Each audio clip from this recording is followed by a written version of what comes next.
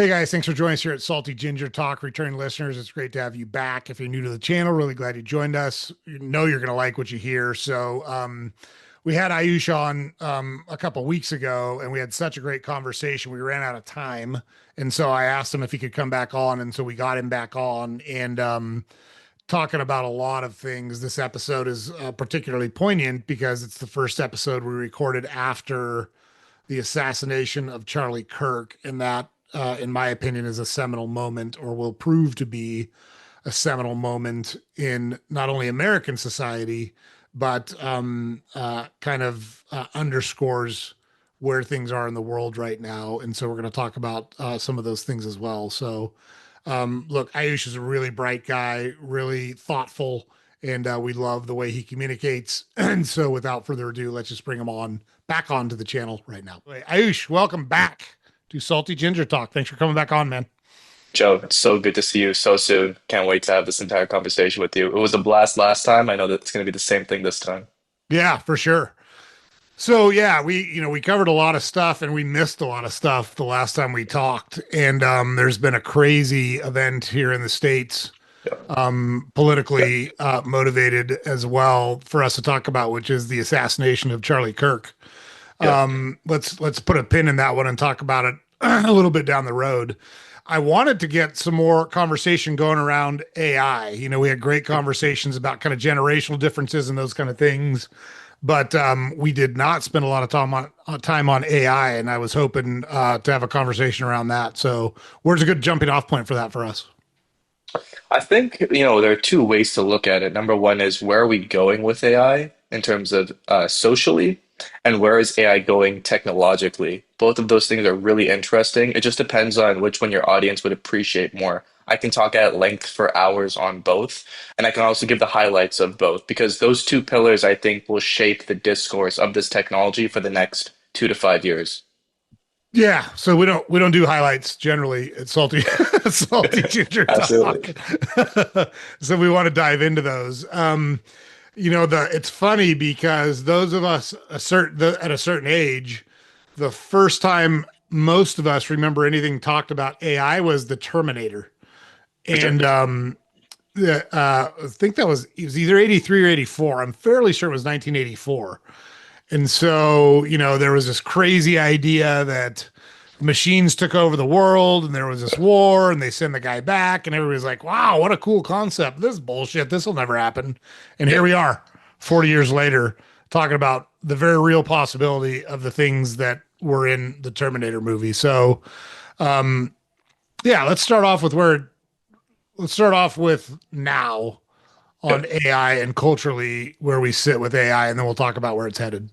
100%. Yeah, it's a great analogy. The Terminator is I think, the perfect archetype for how people look at and think about artificial intelligence. I see three movies in my mind. The Terminator, Her with Joaquin Phoenix and Scarlett Johansson. He's talking to the phone, talking to that AI, and then Ex Machina. And all of those movies, all of those pieces of media, they depict artificial intelligence in a way that it does not exist and will never exist. Mm. I can get to why in the technological pillar. But when we're looking at artificial intelligence, we're taking the concepts that Hollywood is promoting, like the machine that just turns on and becomes conscious and launches all the nukes. Well, there are a lot of steps that we're forgetting when it comes to artificial intelligence, how computers work, how computers quote unquote think. And then we're just applying that to ChatGPT. And so when people are looking at ChatGPT, it's a really cool technology. Some people think it's really powerful. And in some cases, it really is. They're looking at it and saying, well, if what I know about AI is true, if ChatGPT is this powerful now, then Nick Bostrom, who's a Swedish philosopher, tells us that AI is going to undergo the intelligence explosion.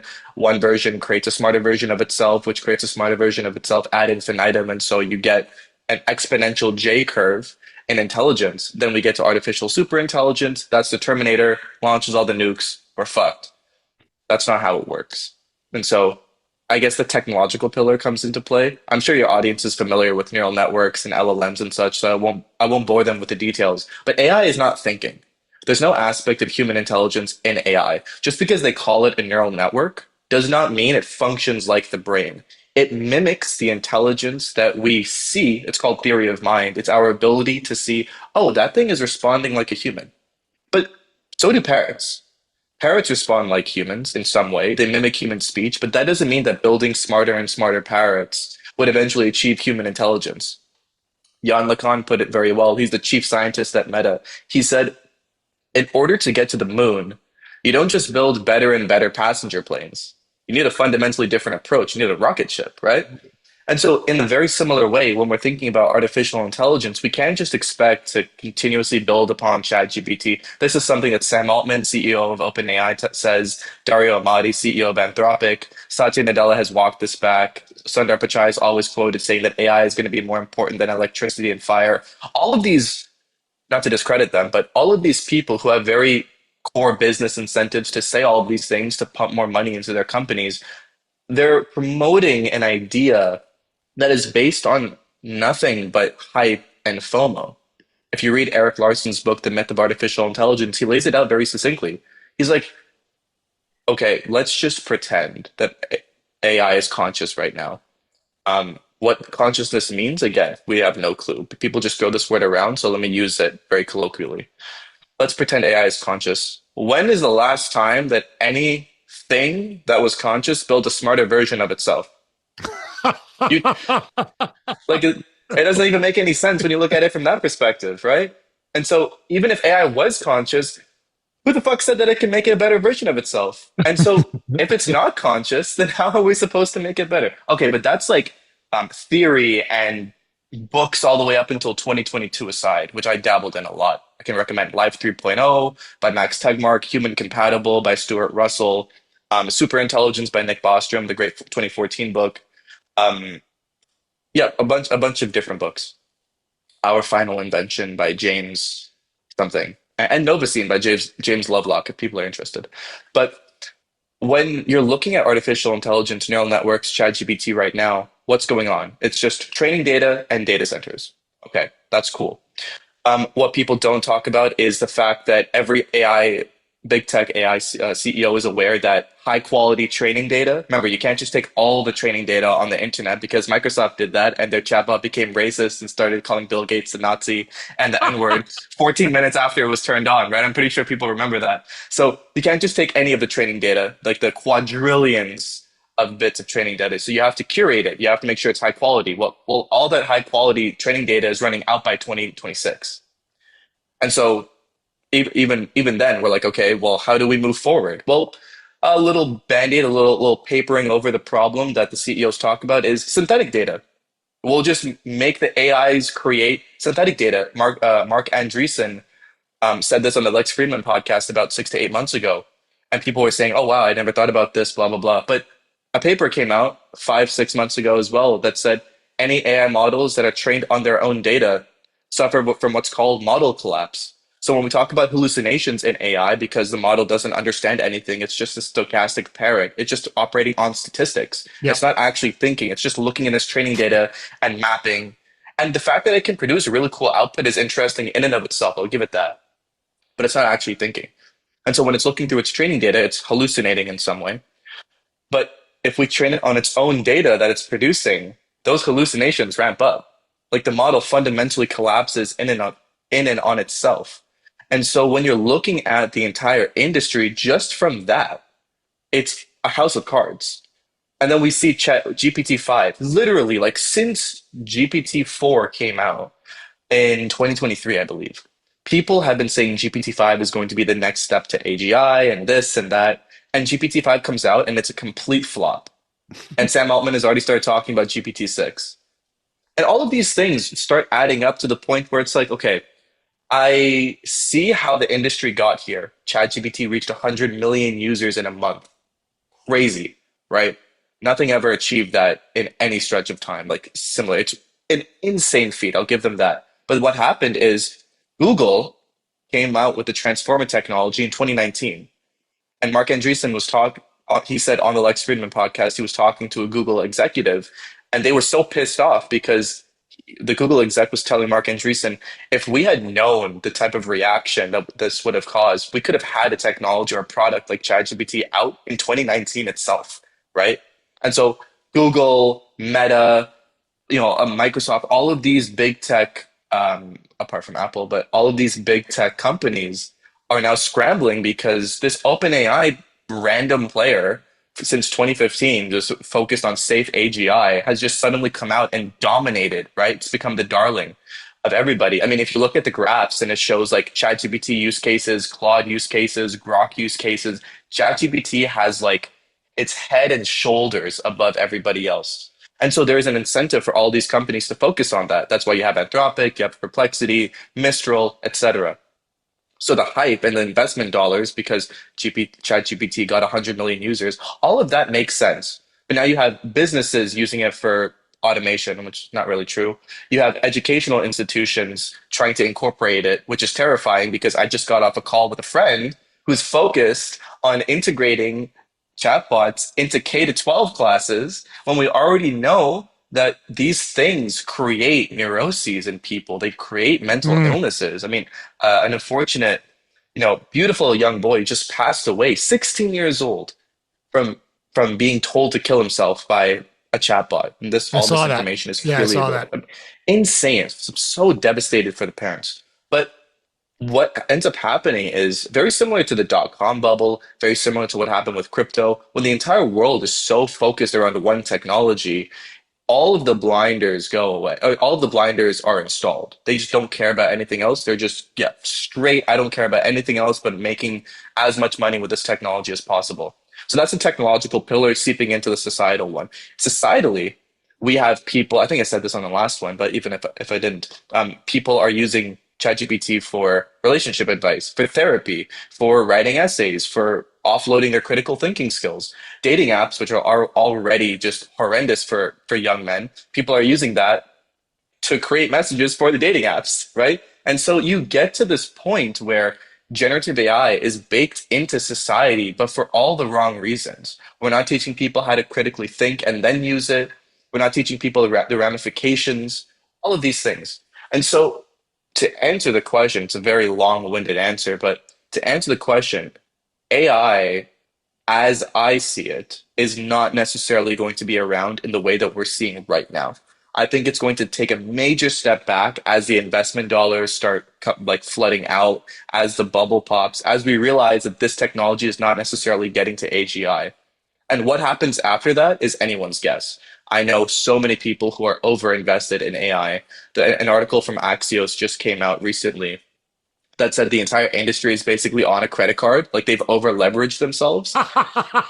And so, like, you get to this point and you're reading all these articles and you're just thinking, what the hell is going on? Because for me, and I'm not trying to be sanctimonious, but I can see through it.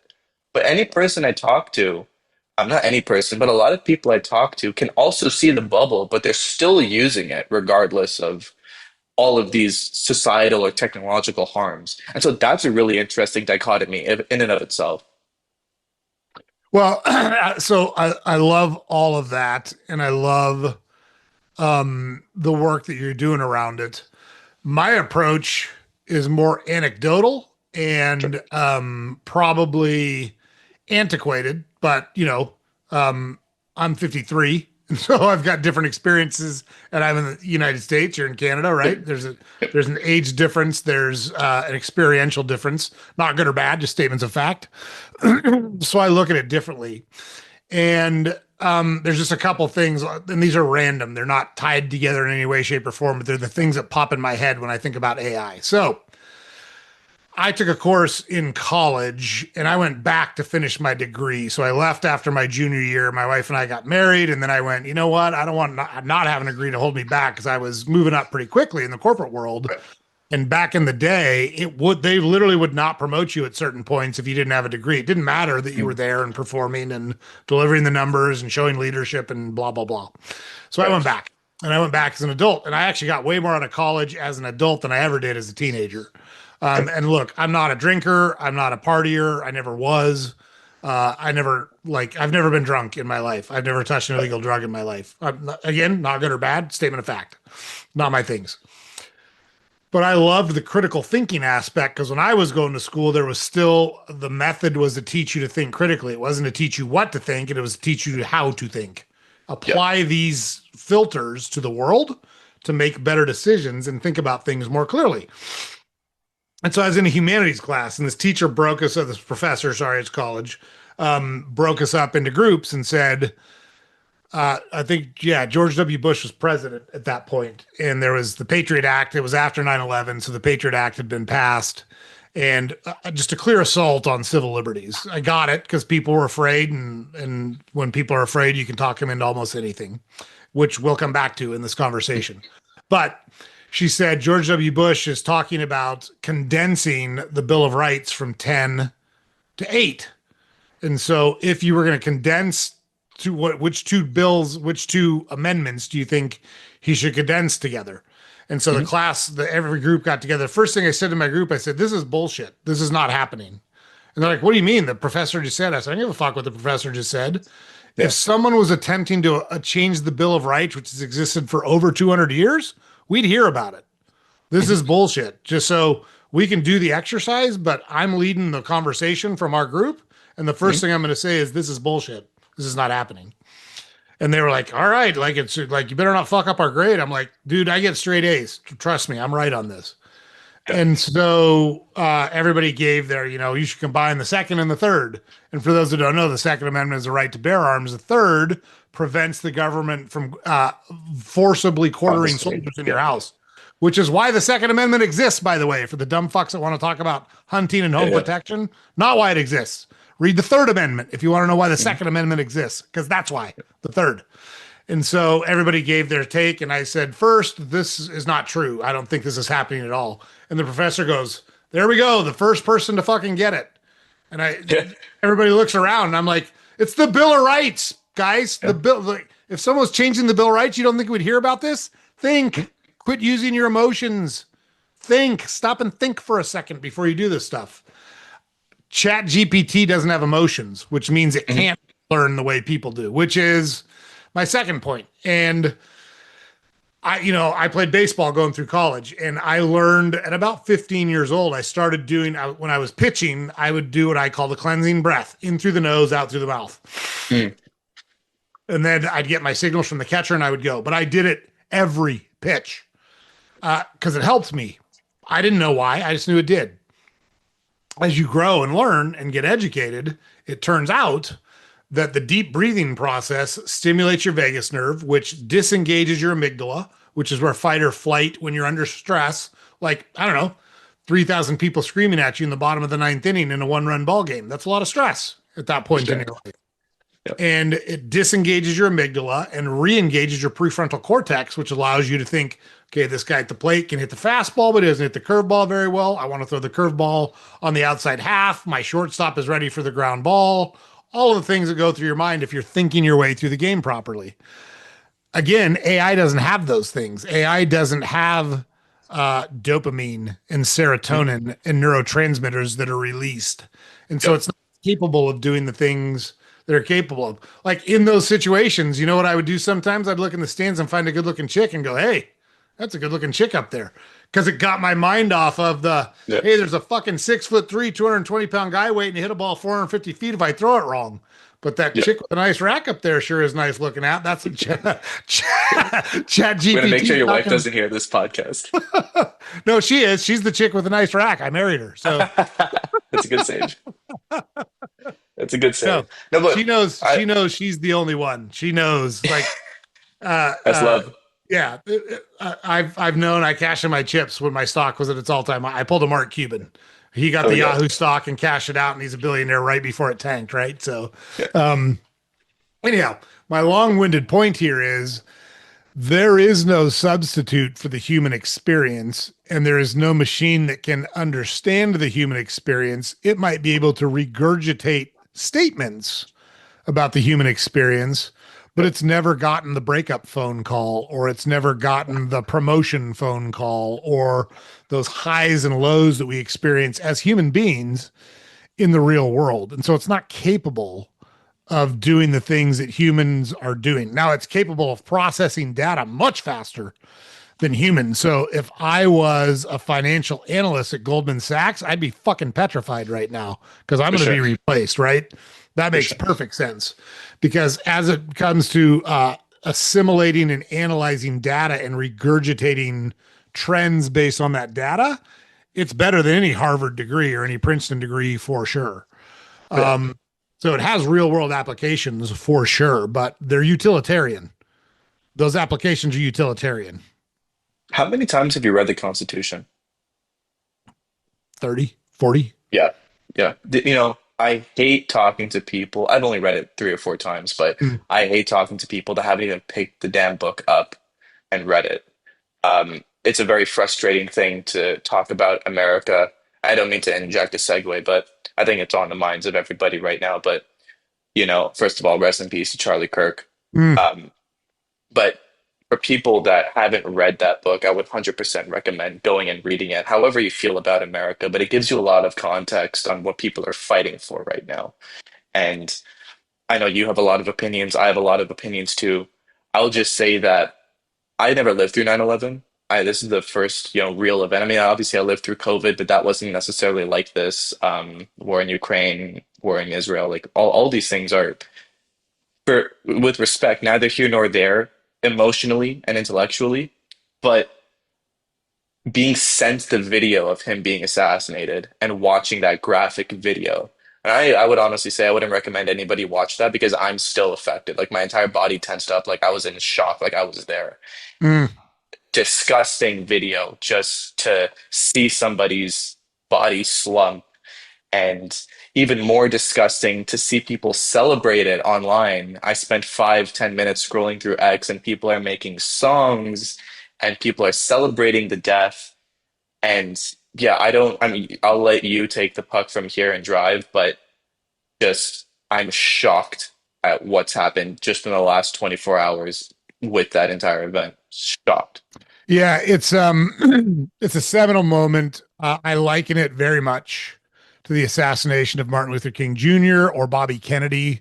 I keep John F. Kennedy in a separate category because he was a sitting president of the United States that was murdered in front of the nation. So it's a very different, like, there's only one person at any Mm, point in time who holds that position. So I view it differently. Medgar Evers is another, he was a civil rights activist in the 60s that was gotcha. murdered in his driveway. These are people that died because they refused to be silenced on their beliefs.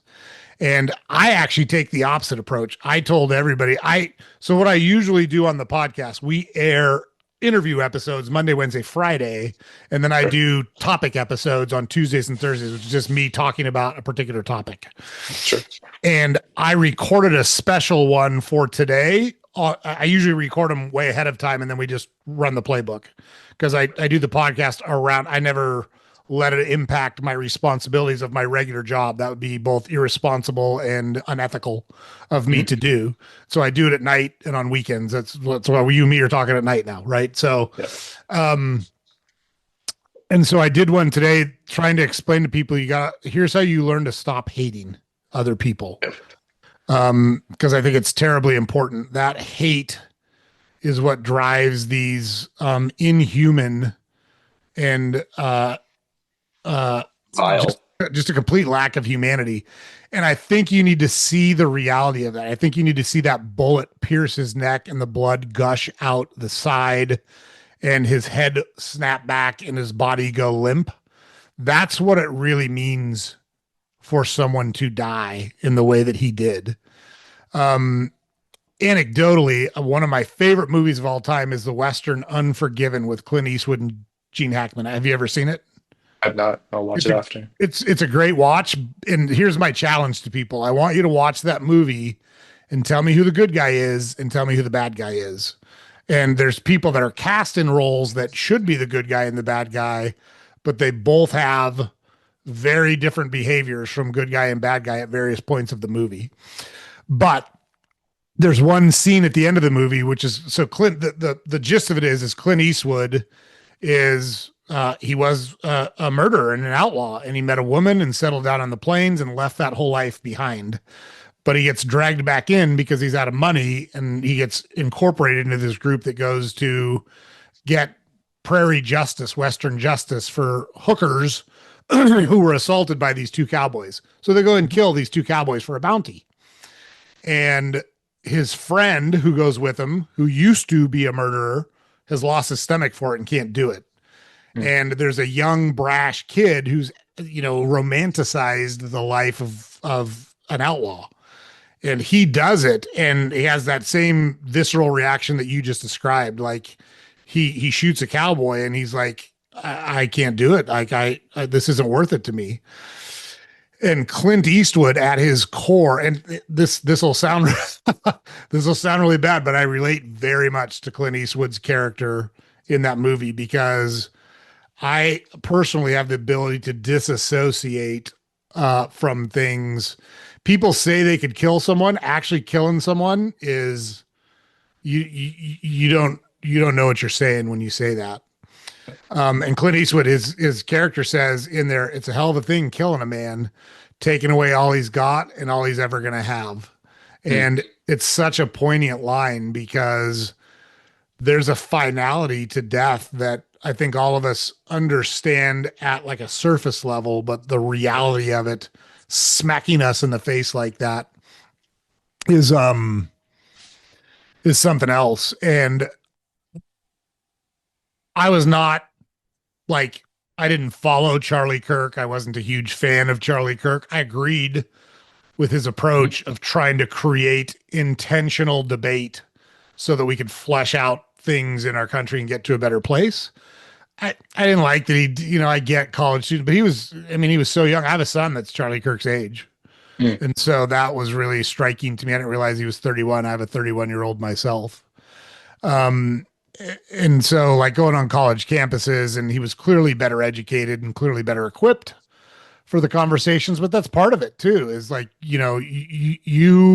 whoever you are, it's worth listening, at least listening to people who have different ideas and more life Yep. experience than you do. I could tell you anytime. So I'm 53, and anytime someone 70 tells me something, I shut the fuck up and listen. I might Yep. agree with it. I might not agree with it, but I'm taking it all in. I can guarantee you that because they've got 20 more years of life experience than I do, and they've got 20 more years of wisdom than I do. And Hmm. for me to dismiss that out of hand is just foolish. Sure. Um, from my perspective, I did live through 9/11, and I was living in Portland, Oregon at the time. And I remember it was, 3 hour time difference. So I got in my car at about 6:30 to go to work, and all of the radio stations were talking about what was going on the East Coast. And I literally, my first thought when they talked about the second plane that crashed into the Twin Towers, my first thought was, well, fuck, they must have killed the pilots. Mm. And I said that at work when I got to work. I had about a 15-minute commute. And they said, do you think so? I said, there's no commercial pilot that would willingly fly. They would die before they'd fly a plane into a building. Right. And I'm sure that's what they did. And turns out that's exactly what had happened. Um, but I mean, this idea that because you disagree with someone politically Yeah. justifies these terrible actions, I don't give a shit what your politics are. I'm not a Republican or a Democrat. I tend to agree more with Republicans than with Mhm. Democrats, except on a lot of social issues. I tend to agree more with Democrats on social issues in general.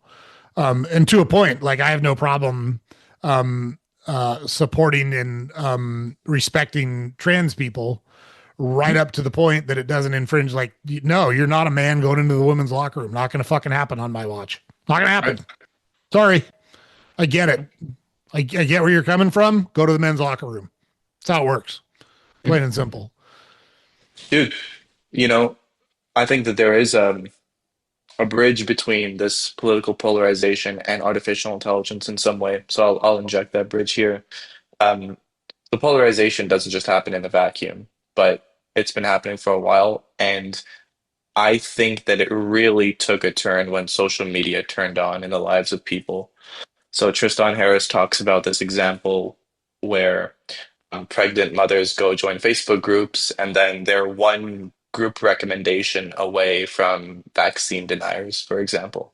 And so when we're talking about how did the country get so polarized, it's because they're looking at this cesspool across multiple apps every hour of every day for multiple hours a day. Again, I said in the last one, Americans are online for longer than they sleep, 9 hours versus 6 hours, I right? remember you talking about that. Yes. And the time where they're most online is between 9 and 11 p.m. And so if you're consuming all of this before you sleep, people don't realize the time when you wake up and the time before you sleep are crucial, um, but below the phases of going into and out of sleep. There's a great book called Winston Churchill's Nap where he used to figure out how to ideate between those phases. I know you wanted to talk about the writing process, and I have a lot to say on that as well. But if people want to really be a great writer, you want to figure out how to operate right out of sleep. So as soon as your alarm hits, you go and you don't do anything else. Don't go to the bathroom. Don't go brush your teeth. Don't go eat something. Don't look at anybody because apparently faces neuroscientifically change your neurochemistry in that way. You go straight and you just write. That's a conversation for later in the podcast. But what social media does is you're online and I'm online.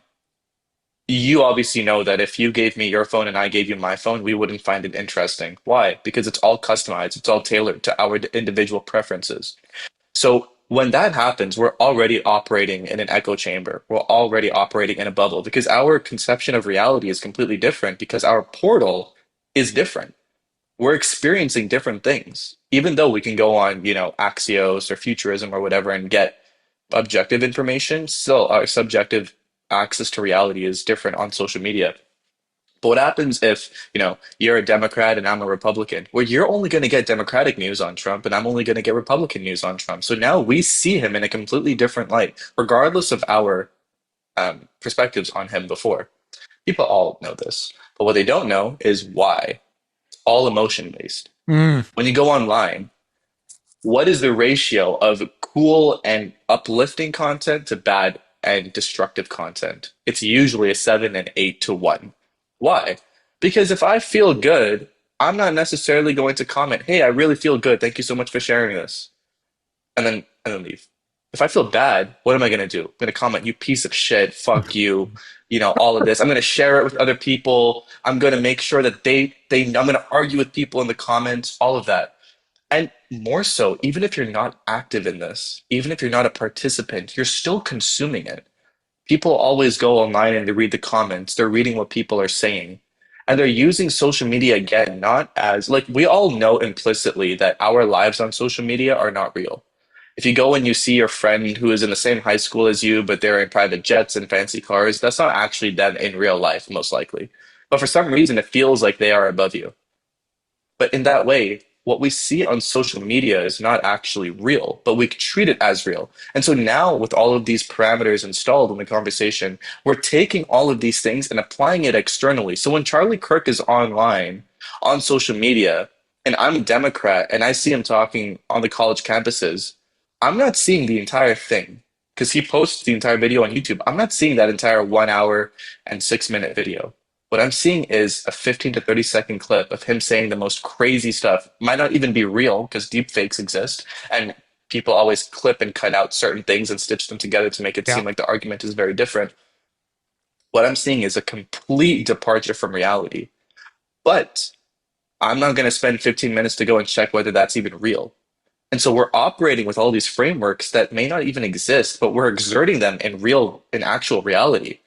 And so to me, it's heartbreaking, but not surprising at all that somebody takes a gun and goes and does that to somebody like him, because that's just where we are. I wouldn't be surprised if it happened more now. I'm more concerned about the repercussions, and we can talk about all of those variables, but people have to realize that the consequences on social media are real. I have a trademark on this term. I'm writing a book on it as well. It's called cyber social. The internet is not an external part of your reality anymore. Mm. It is an integrated part of being human now. Is that good? No, point blank. But is that reality? Yes. You and I are not going to be able to talk with it without the internet. We don't have businesses without the internet, et cetera, et cetera. And so what people really need to understand is your relationship with the internet is going to dictate your relationship to yourself and your relationship to the outside. And that's at the individual level. In the last conversation, we talked about the three levels: individual, societal, and civilizational. If every individual is so fucked from the internet, that means society is so fucked from the internet. That means the civilization is going to be fucked from the internet. And that's exactly what we're seeing right now. That is exactly what we're seeing right now is people who don't or who are not able, fundamentally incapable of separating what they're seeing on the internet from reality and going and taking out that anger on real people and creating devastating consequences in society. Devastating. And we're all, so scared at what happens after now. And nobody knows, but we have implicit understandings of, you know, people are going to let the guns fly now. And they're not going to do it for the right reasons. They're going to do it out of more anger. Even I'm angry at seeing those things online, people celebrating his death. But it's a real just this is a not to be sly, but this is a real turning point for civilization. Mm. Yeah, it's I couldn't agree more with everything you just said. So there's a couple of examples that I point to. I think if used properly, there can be great benefit to online interaction and social media if used properly. Almost no one uses it properly. So what is properly? Like I love being able to, I grew up with people that I've known for 50 years and I get to now see what they've got going on in their life, the experiences they have with their kids and grandkids at this stage of my life. I love all that. And that's typically what I see. I don't spend a lot of time on the negative, hateful stuff. It's not useful to me, so I ignore it. Now, with that said, like we talked about last time, statistically, I am way out on the bell curve of the way people think, and I always have been. The difference for me is I've always been very comfortable with it. It's never bothered me that I thought very differently than other people. I've been very comfortable with it. But there were some truisms that, while maybe not fun, were good for us when I was growing up, and we've lost a lot of that as a civilization. So, a couple of examples. I've always been the way that I am. I've always been kind of aggressive, and I've always been quick on my feet, and I've always been able to speak in ways that resonate with people. So I've been able to win arguments and make people look stupid and blah blah blah. Well, I had a neighbor who was about 4 years older than me, and we would walk to school together. So back when I was a kid, people used to walk and ride their bikes to school all the time. It was very common, and we would walk to school in a group. And at one point, he said something to me, and I made fun of him. I made him look stupid, and it wasn't hard to do because he was stupid, and I was not. And so he beat me up. Like I don't know, he was in fifth grade, I was in first grade, something like that. It wasn't a high school lynching or anything. I had a bloody nose and a torn shirt and blah blah blah. And so my teacher saw and sent me down to the office, and she said, "What happened?" And I said, "Well, I made fun of, through tears, I made fun of Doug Emmons, and he beat me up." And they said, "Yeah, you probably shouldn't make fun of kids older than you. You're gonna get beat up." And they sent me back to class. That was the solution, and it was a good solution. Like there's consequences to your actions, and there were real world consequences. That's why you didn't have all these idiots that do stupid things, because you knew when I was growing up, if you fucked with someone or acted like you had game, you better be able to back it up or you were going to eat a fist. And it literally never devolved into someone pulling out a weapon, whether it be a gun or a knife or a bat or a stick. Like it literally never happened. Two people fought, somebody won and somebody lost. And when it was over, even if you had to pull one guy off, other people jumped in and said, "That's enough, you won." And it was over. And you learned your lesson and moved on. And we've lost these non-lethal repercussions as a society. We've gotten soft as a society. And right, wrong, or indifferent, that's the only thing that people understand sometimes. And, both you and I are men. As men, we're hardwired to protect and to fight and to hunt and to take risks and to explore. We can try to deny that all we want, but it's the very real genetic DNA and genetic makeup of men and women are different. You can deny it all you want, but women literally grow other people. They're wired to be nurturers. They have more estrogen, they have more progesterone. They're wired to be intuitive towards feelings because that's what they've done for thousands of years. We can deny it all we want. It's still true. And the switching of those roles, in my opinion, is what makes young men and young women so unhappy. Like young women have bought the lie that they can have it all just like men. Men don't have it all. Men have never had it all. That's why men were fucking alcoholics and wife beaters and drug users and, repressed perverts back in the day, is because they had nowhere else to let these frustrations out. And that was the way that they did it.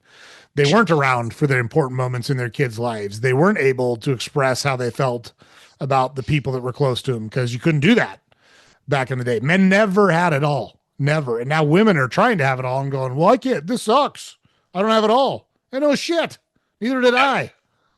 Yep. Neither did I. There's the softness of the generation. I don't know who's to blame for that. I have a feeling it's a lot of the parents. And I think that this is Yes. another aspect of social media. But it's not just, I definitely blame my generation for purporting this and propagating it and making it okay to be soft. You and I talked about this actually before, just in a different context of like the toxic masculinity Yeah. versus and we came to a nice conclusion where you can be upset and feel your emotions and grief in the context of the heartbreak, but eventually one of your friends has to pick you up and be like, yo, let's go the fuck out. Like, let's move on.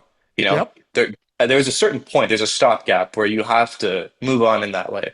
And I'm kind of in that space right now, but I can talk about that later. Um, but what's his name? Shoot, The Coddling of the American Mind. Um, Oh, Jonathan Haidt. yes, thank you. Yeah. Fantastic book. Fantastic book because it shows if that situation with you and Doug Emmons happened now, you'd be sent to the office if you were even sent to the office, or maybe you were pulled aside in class. What did you say? What did he say? Your feelings are validated. We're going to make sure that you are not, we're going to take him out of the class now. He's suspended or whatever.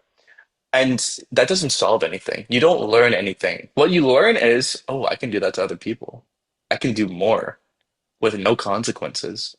And why? Why are we teaching kids that life has no consequences? It's out of protection, I understand, but that just means you're an immature parent. You're not protecting them from anything. And in fact, you are setting them up to shout their mouths off to people that grew up on the other side of the street. And I know a lot of these people because I'm from Toronto that grew up on the other side of the street that are going to say, "Oh, that's what you think, right?" And it's Canada, but still, a lot of people in Toronto just pray and pray, as it were. And so what we're creating in that way is a generation that says whatever they want. When you actually call them out on it, they have no clue how to respond. And this is one thing that Charlie Kirk did really well, which is, why do you think that? Tell me Yeah. more. Where does this come from? Why do you think this thought? And you see 90% of the time that the kids have no clue because they don't think it. They're told this through social media. They're not actually critically thinking. And the scary part is there's almost no remedy for it other than more parenting. That's right. And right now, the American political right is doing that parenting because they're talking about MEI and they're talking about, hey, let's focus on work ethic. And I don't agree. I mean, I'm not saying I'm a Republican, but I'm just saying, we're talking about, issues in a vacuum and we're just abstracting them and talking about them rather than agreeing with them and agreeing with the entire party. Again, you have to say this, otherwise Yes. people Totally label agree. you a Nazi, right? And I don't want it to be two Nazis talking because I don't want to get shot. Anyway, the issue that I see right now is people not just like it's not that they're seeing incorrect information, but they're unable to see the correct information. Yes. Because when the correct information comes into their world model, they're so skewed on a certain topic that they are unable to update. It's like you telling your child 2 plus 2 equals 4 when they think it's 5, and you're doing all the math, you're doing everything possible, but your child is still saying 2 plus 2 equals 5. You're gonna think something's wrong with them. Why are you not getting it? It's because their entire world model is updated on this imaginary number being in there. So what they're seeing is 2 plus 2 plus 1 equals 5. But you're saying that one doesn't exist. And there's no remedy for this other than real this there's no framework for this, but I'm just saying it, but like real societal recalibration. I think this needs to be a top-down thing because I fundamentally don't trust individuals bottom up right now in terms of the framework that we have going on. Yeah. Well, it's like herding cats to do it from the bottom up. Mm, And so like I have the perfect example for they're not people not being able to see real data or real information when it's presented to them. And that's this conversation around economic approach and economic mm, models, right? So socialism and communism have been tried ad infinitum throughout human history, and not once have they mm. led to any other place than breadlines, a lack of Mass necessities to death. people, and a small group of people having utilitarian control over Mhm. the entire population. That's where it always leads, and it always has. And the reason is human nature. Like I hear people talk about greed all the time. Why is it greedy to want to keep what you make, but it's not greedy for you to want to take it from people who make it and do what you want with it? Why is that not greedy? And who is this benevolent leader that has no greed and no one else's interest but the common good that's going to sit atop of this system and make these benevolent decisions? Are those people not impacted by the same human emotions that all humans are impacted by? Are they not going to act in their own self interest? Of course they are. They always do. There is literally hundreds, if not thousands, of examples of it that litter human history and failed civilizations, and Mhm. people refuse to acknowledge those real things. They didn't do it right. We'll do it right this time. Okay. Yeah. You Okay. got to break a few eggs to make an omelet, and then you ask them, "Well, where's the omelet? Where has there ever been the omelet?" Right? Sorry to interrupt you. It's absurd. No, and the flip side, so more than one thing can be true at the same time. And that's what I try to explain to people. These are not binary choices. Mhm. Capitalism has its problems for sure. Like oligarchy is real. The way that they're describing it is not the right way to describe it, but there are definite oligarchies in our society right now. The drug companies come to mind, food companies come to mind, right? I totally agree with both of those. I think that's true. There's way too much power concentrated with this very few companies, and that's problematic because capitalism only works with unfettered markets. Like there needs to be a market for Mhm. capitalism to work its magic. With that said, there has never been like we're talking doom and gloom about all sorts of stuff while we're talking here. The reality is there's never been a better time to be a human being alive on the planet Earth than where we're sitting at right now. For sure. There's never been more people that live above the poverty line. There's never been more people that have access to running water and electricity. There's never been more people that have access to medical care. There's still people that don't have access to those things, but there's more people with access to them now than at any point in human history. And it was capitalism that delivered things like fertilizer, which allowed us to grow enough food to feed Mhm. 9 billion people. Capitalism delivered medicine and medical treatments to keep people alive longer. Capitalism delivered climate control. Like the people that talk about climate don't understand climate. It's wild to Yep. me. Even right now, as we sit here, people die of cold exposure versus heat exposure at a 9-to-1 ratio, even in the hottest parts of the world. It's Mm. way more dangerous to be exposed to long term periods of cold than long term periods of heat. That's right now, today in Mhm. 2025. There's all sorts of data and statistics to prove that out. That's not me making it up. I think it was the World Health Organization where I pulled those statistics from. You don't want to hear it because you want to feel good about saving the baby seals or the spotted owl or whatever the fuck we're talking about now. Like I get it's you want to feel good, but the reality is the reality, and you can't change the reality simply by denying it. Yeah, but I don't care about feeling good. I don't care about you feeling good. Not you, but my generation. I keep telling Totally. them this. Stop focusing on your emotions. Like your emotions are not going to save the planet. You Right. know, that you can't just feel your way into solving, the icebergs melting or whatever. Like, okay, I get it. There are certain aspects of climate change I agree with. There are certain things that are changing. Sure. What are you doing about it? Yeah. Like, I accept your premise. I mean, Konstantin Kisin did a wonderful speech, Has Woke Culture Gone Too Far at Oxford? Brilliant speech. I included it in the new book I'm working on. Beautiful speech. Like I listened to it at least once a month. Just a gorgeous way of using facts and anecdotes and just anyway. So let's do the same thing. Let's agree. Climate change is real. It's happening in the way that the people that are advocating for it are describing. What are you doing about it? Because throwing soup on paintings doesn't do anything. Mm. Because posting on social media and using generative AI actually worsens the environment because generative AI uses about 3 water bottles for every query. It expends a bunch of carbon and it uses about, I think, to power ChatGPT for a month, it uses 165,000 US households of energy. And costs 700,000 a day. This was only 2023, so the numbers have gone up. So, what are we doing about it? Can you tell me? Can I tell me? Like, what is the issue with my generation and succeeding generations with figuring out what the problem is? Do the research. You have access to information. Do high quality research, internship with the right companies, and build something. What's the issue there? The issue there is it's really difficult. It's Mm. really difficult to do. You have no relationship with failure. Why? Because mommy and daddy gave you a participation trophy. You have no relationship with, hey, you suck. You're bad at this.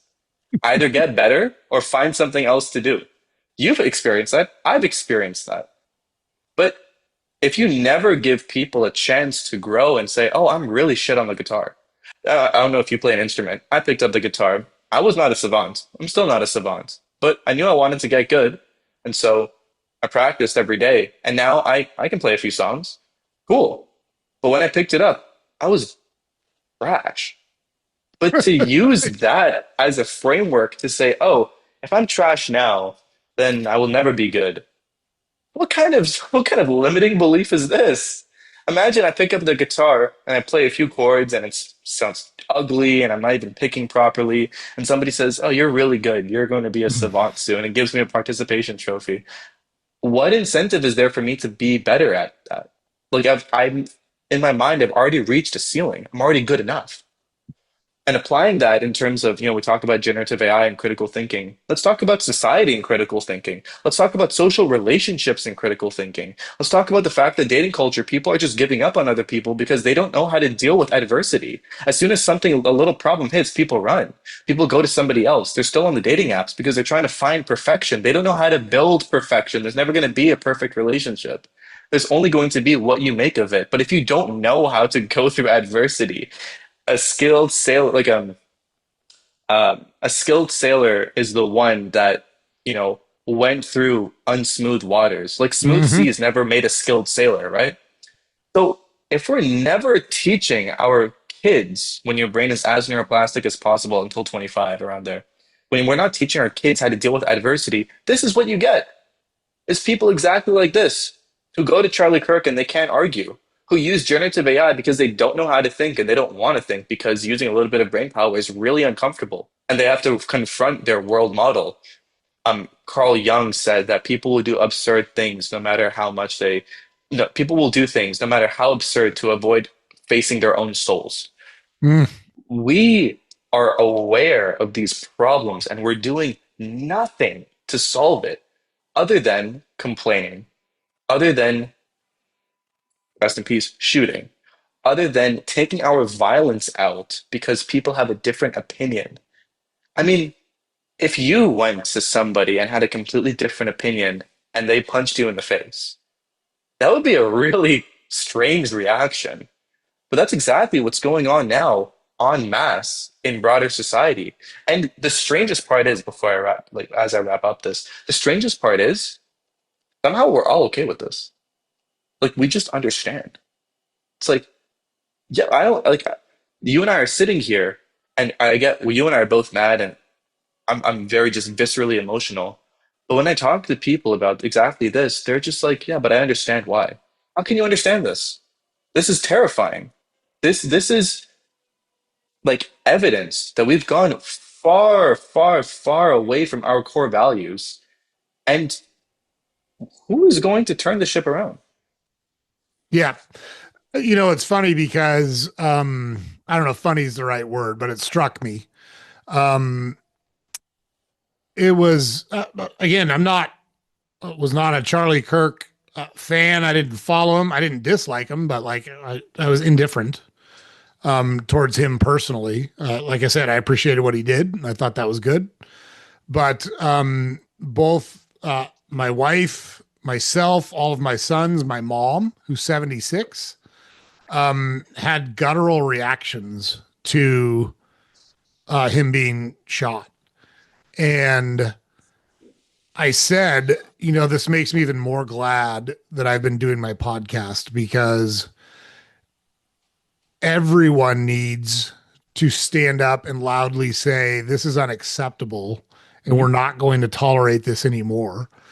And that needs to start with leaders. So if you're a soft on crime DA, we're going to fucking run you out of your office. Mhm. Whether we recall you, whether you step down, whatever, you're gone. But when people commit violent crimes, they need to be removed from society until we know with a high degree of certainty they're not going to reoffend. Now, I happen to be in the camp that we incarcerate way more people than necessary in our country.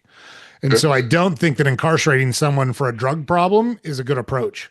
Sure, we need to remove them from society and get them help, but I don't think prison is the way to do that. But when you're violent towards other people, yeah, you're going to prison and you're going for a fucking while. And that's how it should work. And we're tired of it. And violent means smashing out windows and stealing everything in the Walgreens on the corner. That's violent. You're going away. You've lost the plot. You don't understand the rules of society, or you simply ignore the rules of society. You don't get to participate in society for about 8 fucking years. And then we'll see how you feel about it then. And it's those types of local initiatives and local actions. And the same thing goes for representatives, whether it be at the local level, at the state level, at the federal level. If you are victim blaming and you're standing up for the rights of the people committing these crimes, you're gone. We don't need you in that role anymore. You're gone. We're going with people that agree with the larger part of society that just want to get up and live their lives and go to work without having to worry about being carjacked Mhm. or accosted by a homeless person because no one will clean up the streets. Uh, Everybody is tired of it. And Yep. from that aspect of it, I have some hope. But like I said, I told my wife, I said, I'm really glad that I'm doing the podcast now because I think it's these types of things. And I intentionally didn't do something political. I'm very capable of speaking broadly and deeply about a lot of political things, and I'm good at it. So, Mhm. like, if that's one of the things I appreciate about our conversation is you're clearly very educated, and I don't mean classically like you went to school. I mean you've read and you've educated yourself, and you're able to put those thoughts together in a meaningful way. And I really appreciate it because most people aren't. I can fucking shred most people. They can't hold like it's over before it starts with most people. And I could have done that if I was interested in building a big following of I hate X, whatever X is. Would pick Yes. Trump or Nancy Pelosi. I don't give a shit. Doesn't matter to me. I wasn't Yeah. interested in any of those things because that's not where I saw the problems. The problems I saw are the ones that we're talking about. And I think we solve those problems by exposing them and then working on them and holding each other accountable as well Mhm. as ourselves that we're all going to be better people. Like it's that basic. It's easy to say, but it's hard to do, you know? In our last conversation, I appreciate what you're saying and I appreciate your compliments. And I also appreciate the person you are in doing this. And you haven't said one aggravating thing or not aggravating is not the right word, politically enticing thing, Mm. politically loaded thing. You haven't said anything. You're just being a dude and speaking from a fatherly context. You're speaking from an American context. You're speaking from somebody who has lived a life, you know, And the same way you said when a 70-year-old talks to you, you shut the fuck up. Again, when a 53-year-old talks to me, shut the fuck up. He's gone through many more years of heartbreak and job experience and, you know, learnings, and he just has more experience. And I want to hear from those people. And that's why these podcasts and conversations sounds me are so important because you get to hear people with different perspectives talk. And if you have an open mind, you can integrate that very easily.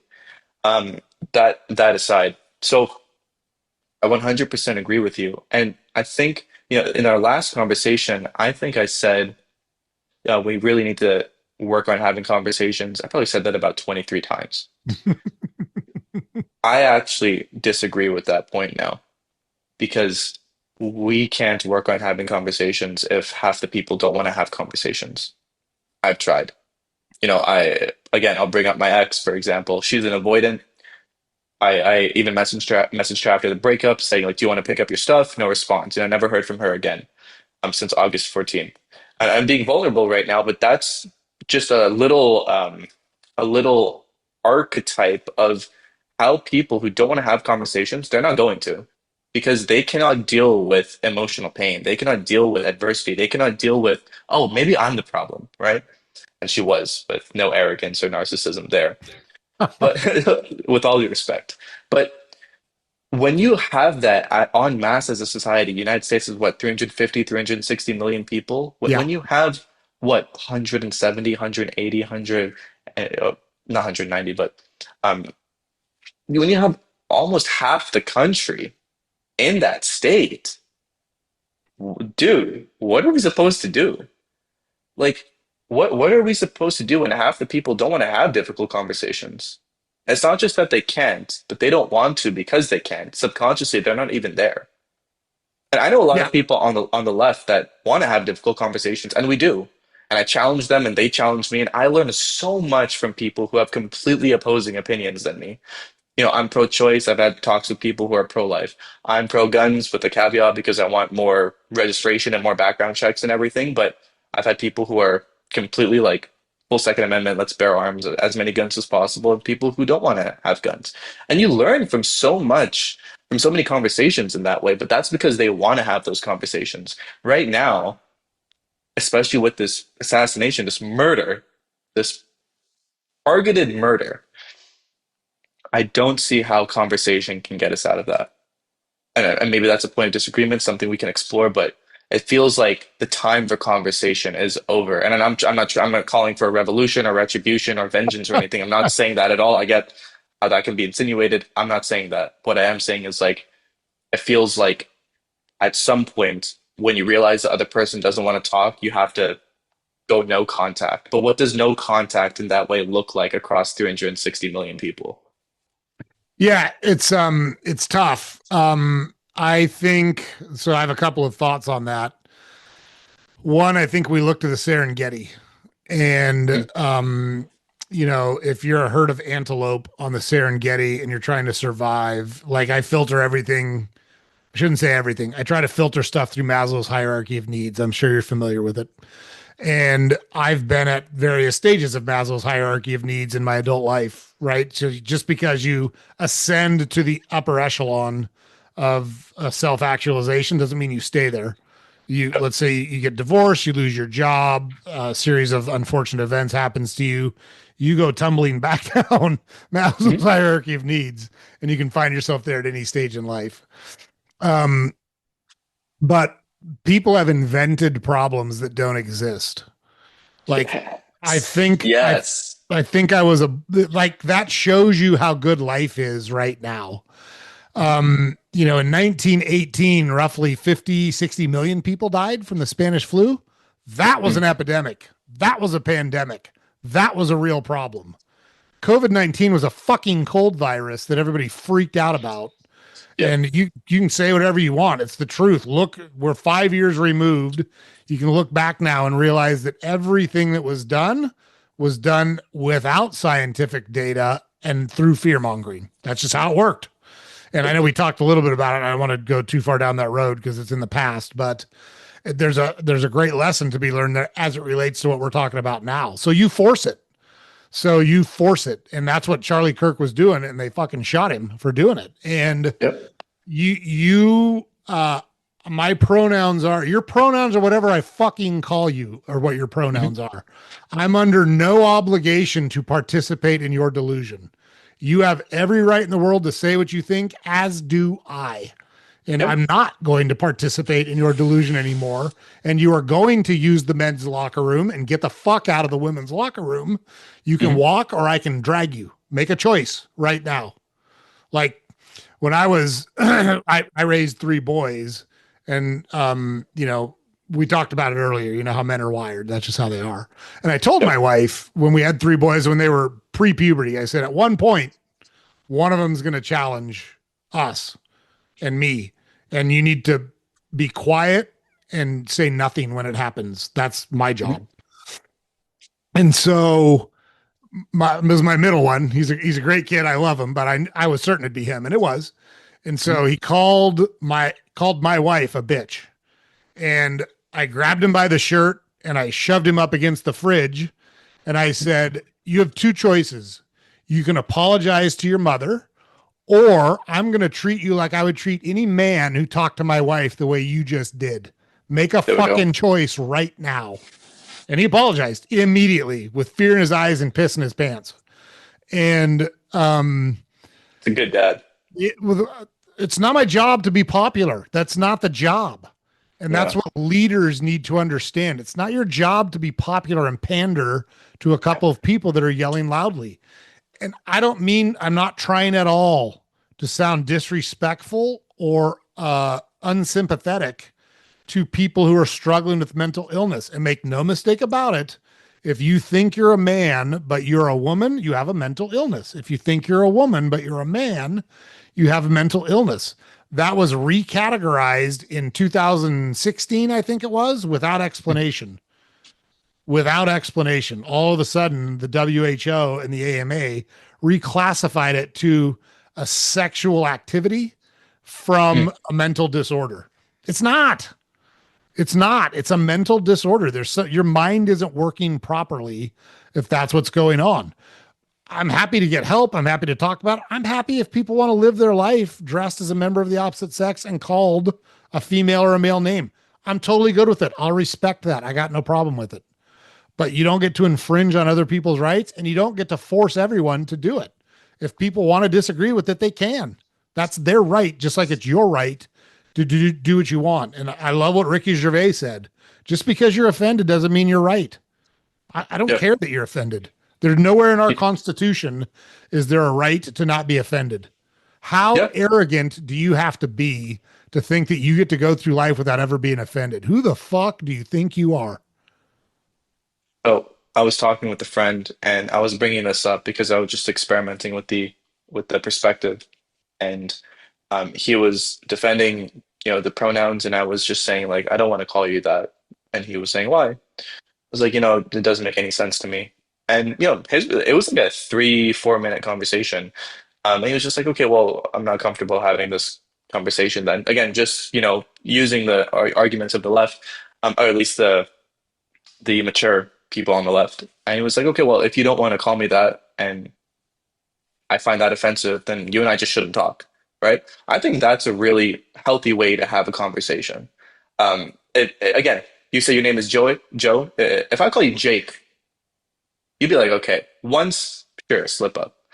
If I keep calling you Jake, you're gonna be like, yo, my name's not Jake, it's Joe. If I keep calling you Jake, you're gonna be like, hey, buddy, my name's Joe.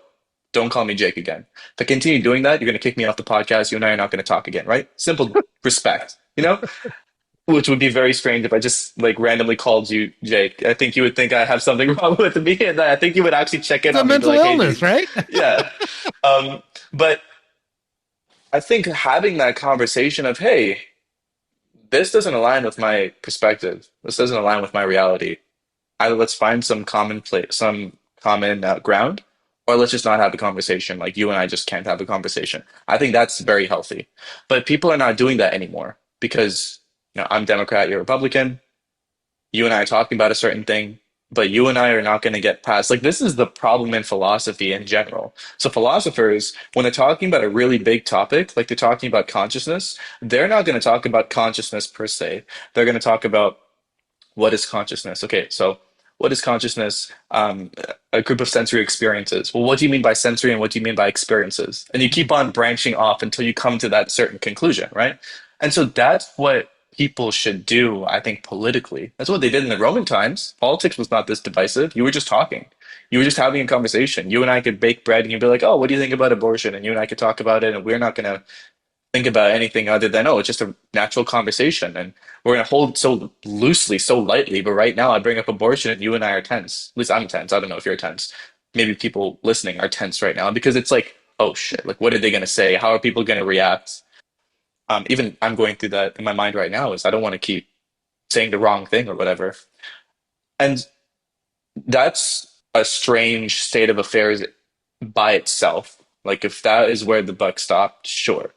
But when you have people that are not just there, but going down a slippery slope, then you start beginning to wonder, okay, this is where society is at now. What does society look like culturally and socially within the next 2 to 5 years if this is not only continuing to happen, but accelerating? People love talking about it in relation to climate change.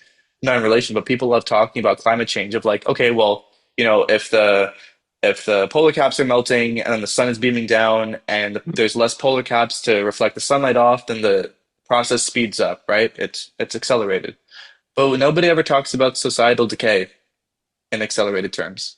Douglas Murray does, but you can just write him off as a Nazi because he's on the right. Mm. So anytime I come up with an argument that's based off of something, you have to politically qualify it. You have to politically filter it. Does this, I'll wrap up this point by saying, do you know where the term politically correct comes from? I do not. So in the Soviet Union, of course, you would say 2 plus 2 equals 4, and I would say no, 2 plus 2 equals 5. And you would say, well, that's not correct. And I would say, no, but it's politically correct, right? Because it aligns with the state. And Mm. people are aligning their entire perspective on reality to the state of politics. And that state of politics depends on which extreme viewpoint you have going on inside your mind. And that's, again, comes back to social media and it comes back to all the things that we're talking about.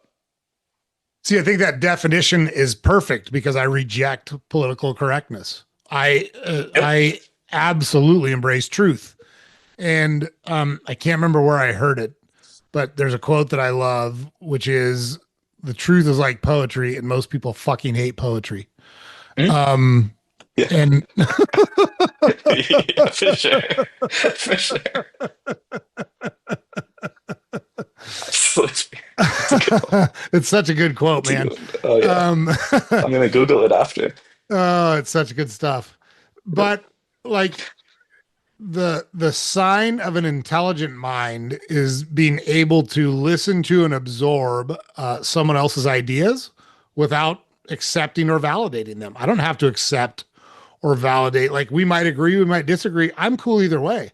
I think you're a fucking bright guy, and I'm better knowing you than I am not knowing you. So if there are Likewise. whatever, let's say there's 10 things that we fundamentally disagree on, I'm going to want to talk about those 10 things pretty frequently because I'm going to want to get your viewpoint because I have respect for you as a person and as a Right. thinker. And I want to know how you think about it. I might never agree with you, but fuck, I'd learn so much and I'd Yeah. learn counterpoints to the way I think. And I think any good critical thinker is always asking themselves, what if I'm wrong? What Okay. am I Let me not seeing here? What let if me I'm double not tap on that. getting it right? Go ahead. Yeah, sorry, let me double tap on that. I apologize for interrupting you, but I really No, want to no, go double ahead. tap on that. So you and I think would still get along even if we disagreed on 90% of things, right? What is that from your perspective? What do you have? What is your open mind? How do you keep an open mind in that way? Because I think one of the power of your podcasts, one of the pieces of power for your podcast is people are learning from you. They're learning how to think, or they're learning at least learning some frameworks of how to think. So what do you have in terms of an open mind that maybe everybody else doesn't? Or how did you acquire this open mind that you can still talk to somebody at length when you disagree with them? Well, so I ask myself this question a lot. Do I want to be right or do I want to be successful? And it's kind of a corollary of something my dad taught me. And I love my dad. He's a great guy, but he's not the brightest guy in the world. He's not an idiot, but like, he's not going to cure cancer anytime soon. But he's a tough guy. He was very tough. Yep. And he told me when I was about 10, Joe, if a guy's tough, he doesn't have to tell you he's tough. He'll just kick your ass. So Mm, you don't have to worry about the guy that's running his mouth. He's not the one to worry about. That guy sitting behind him staring at you, he's the problem. mm, And uh, you know, that's when I think about right and successful. I don't I don't want to be right nearly as much as I want to be successful. And I right. don't I don't get hung up on like if I would do this in meetings a lot. If I was in a meeting and someone was explaining a topic, I'm a quick study. I did good in school. I learned things quickly. It's usually not hard for me to grasp things. But if I Mm, look around the room and I'm like, these motherfuckers are not getting anything this person is talking about, when they get done, they'll say, do you got any questions? And I'll raise my hand and say, hey, look, I'm a moron. I'm not getting it. Could you just walk me through this again? Because I'm not sure. understanding it. Yep. I make myself because I want the information. I want to learn. I want to know. I want to know what the reality is so I can deal with the reality. And I think that's where a lot of people go wrong is they get stuck in this confirmation bias loop. And all they're interested in is confirming what they already think instead of asking themselves, am I thinking about it the right way? And abortion's a perfect example. I used to be pro-choice, but Mm, now I am just a tick off of pro-life. And I'm certain mm, that having kids has changed my perspective on that. And I'm more than willing to have any conversation around the abortion issue so long as we get out of the way up front that life begins at conception. That if that mm, entity is left to its own devices to follow the natural progression, it will become a human being. That's life. mm, It is what it is. Now, yep. we can talk about the fact that maybe you're better off terminating that life if the circumstances are X, Y, or Z, whatever X, Y, or Z are. Mm, And I used to think that, oh, well, you know what? If you were raped, then absolutely, then abortion's the answer. I don't think that anymore. I think it should be available to you, but that's still a person. Like it's still a person that you're killing. mm, And I don't know. Like I kind of feel I think Bill Maher encapsulated the way I think about it correctly. Yes, it's absolutely murder, but I think in certain circumstances I'm okay with it. mm, Very limited circumstances. And part of this, I actually, again, want to know. I did a podcast episode on it and I wanted to know the statistics. So I went and just looked at US abortion statistics in about, I think it was either 2020 or 2021, somewhere in there. And it excluded 4 or 5 states. I think Texas was one. I think California was one. But it was still substantial. It was substantial data. It was from the CDC or the group that runs, the CDC doesn't track abortion. So it was the group that tracks abortions and reports it to the CDC. So like an offshoot of the CDC. So mm, in fact, you know what? I can just pull it up here. So I don't have to guess at what the statistics are, but this was very eye opening to me. Because you hear a lot about how abortion is a last resort. right. Turns out that's not really true, at least in the United States, based on the data. I'm pulling this up right now. So, um, the demographics for 2021, the thing you hear a lot is what about teenagers that are raped? The percentage of women that had abortions in 2021 that were under the age of 20, 8%. Mm, So 92% were 20 or older. We're not talking about a mistake on prom night in the back seat of a car in almost every instance. In 92% of the instances, these were adult women who knew what the consequences of sex were. The other arguments that you heard a lot are what about the cases of incest and murder or incest and rape? mm, And of those that were reported, it was less than 0.5% on each instance. So less than half a Wow. percent of the 1 million abortions that were reported that year were reported as I need an abortion because I was raped or I need an abortion because I was the victim of incest. Then you look at it further and say, okay, how many of the women that had abortions was it their first abortion? I expected this number to be a lot higher. Of the million, it was 57%. So that means that 43% of the women that had abortions that year were having at least their second abortion. And there was 19% that had at least their third abortion. That's fucking birth control. That's not, hey, I made a mistake. Right. That's I'm being cavalier. And so I look at the statistics and I look at the practice of how things work. And I try to factor that into my decision. And then there's like, you can try to get around it all you want, but there's a moral conversation that needs to be had around Yep. abortion. And it's like the whole point of me saying, I think everyone should watch the Charlie Kirk video. Like, I think it's terribly important that they see it. For the reasons you described, like you still being affected. You're not human if you're not affected by that. Yeah. And my dad served a tour in Vietnam. And when I was 8 or 9, he was showing me pictures that he took while he was in Vietnam. And he showed me a picture of a little Vietnamese kid, maybe about my age, 9, 10 years old. And he said, cute kid, huh? And I said, yep. He said, I shot him about 5 minutes after I took this picture because he had 4 grenades in his shoe shine box. And that Oh. was, I was like, ooh, guess I'm gonna go clean my room now. I'm not gonna piss all Yeah. dad anymore, huh? Damn. But Damn. like my dad carries that with like he jokes about it, but like I'm sure he still sees that kid in his sleep. I'm certain he does. My dad's not Sure. an inhuman person, but it was him or that kid. Like that kid was gonna blow up his platoon and like he did what he had to do in that situation. Yep. Um, but he taught me how to handle and use guns, and he taught me at a very young age. I was 7. I was a big kid, so I could handle myself and I was coordinated and all that stuff. But this is where people talk a lot about rights, but they never talk about, I shouldn't say never, they rarely talk about the responsibilities that go with those rights. And so, like, as it relates to the Second Amendment, the first thing I was taught when I handled a gun is always, always treat it like it's loaded. I don't give a shit if it's loaded or not. Even if you're certain it's not loaded, even if you've already checked the chamber, you still treat it like it's loaded. And you can never run into problems if you just treat it that way. And number two is you don't point that gun at anything you're not willing to shoot right now, Right. whether it's a target, an animal, a person. You don't point that gun at anything you're not prepared to shoot. Mhm. And when I went out hunting, you're 7 or 8 years old, you watch uh he did bird hunting. He didn't do big game hunting. So he did duck, pheasant, quail, chucker, stuff like that. And the way you hunt pheasant is to go out and walk fields, and you have dogs that are about 15 yards in front of you. They flush the birds out and you shoot them as they fly away. And so when you first see an animal killed, it's jarring. Like, hey, that was alive and now it's dead. We just fucking killed that thing. You Mhm. know, like there's a value to life.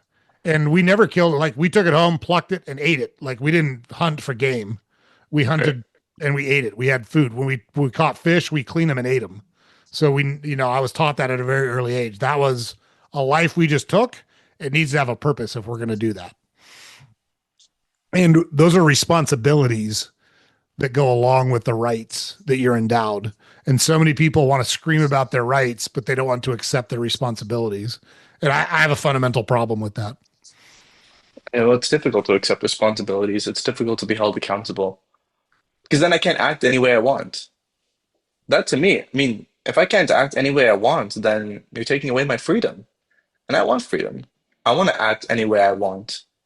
But nobody, and this is the thing with like the social experiment people who I think are all cancerous, but you can't just act any way you want and expect other people to not act any way they want, right? Exactly. It works both ways.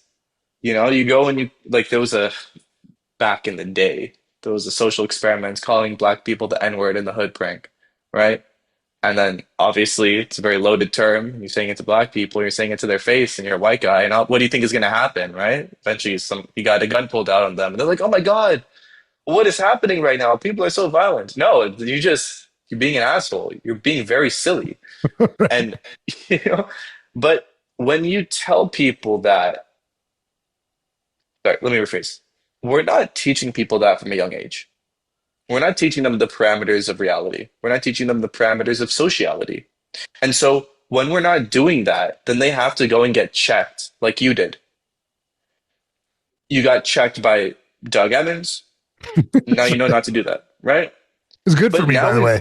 Yeah. it was very good for you. It was very good Yeah. for you, right? You get to teach your kids about that. You get to be a more loving and more assertive dad. It's just healthy for you. And And it's it's very good to learn natural to, as well. it's good to learn to take a beating as well. Oh yeah. Oh yeah. It's good to know when you're wrong. It's good to know that you deserved it. All of these things, right? It's natural and it's healthy. And the issue is that we took both of those checks and these balances away. We don't teach kids growing up, and then we're removing the social parameters, the social checks. And so now, we talked about it last time. We're coming to a place where we need groups of men and groups of women, but we need these groups of people. I think men should be with men and women should be with women, but I guess that's a separate discussion. But we need groups of men in this context in particular to be with other groups of men and to talk about these things.